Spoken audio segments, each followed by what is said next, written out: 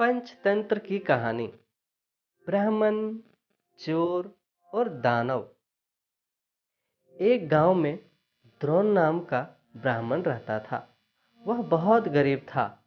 न उसके पास पहनने के लिए अच्छे कपड़े थे और न ही कुछ खाने को था। ब्राह्मण जैसे तैसे भिक्षा मांगकर अपना गुजारा कर रहा था। उसकी गरीबी को देखकर एक यजमान को उस पर दया आ गई। उसने द्रोण को बैलों का एक जोड़ा दान में दे दिया। बैलों को गोधन मानकर ब्राह्मण द्रोण उनकी सेवा पूरी लगन के साथ करने लगा।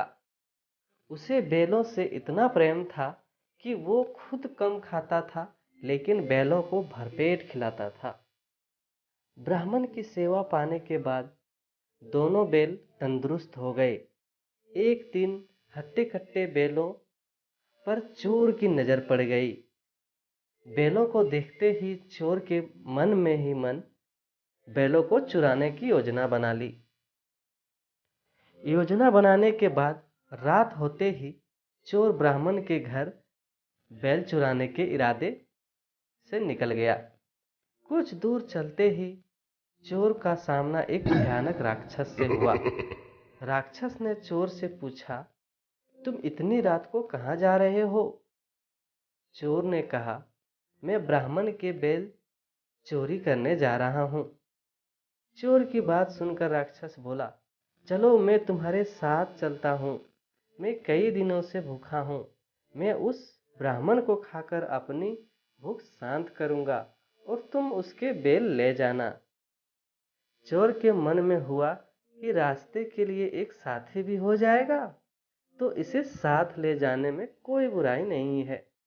यह सोचकर चोर अपने साथ राक्षस को भी साथ लेकर ब्राह्मण के घर पहुंचा। ब्राह्मण के घर पहुंचकर राक्षस बोला, पहले मैं ब्राह्मण को खा लेता हूं, उसके बाद तुम बैल चुरा लेना।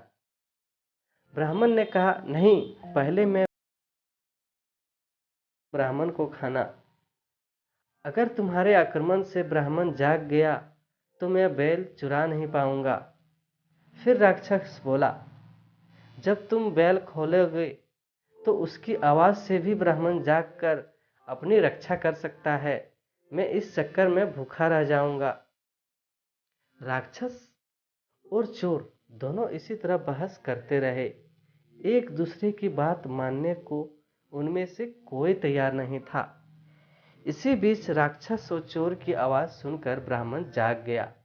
ब्राह्मण को जागा देखकर जल्दी से चोर बोला, हे ब्राह्मण, यह राक्षस आपको खाने आया है, लेकिन मैंने इससे आपको बचा लिया।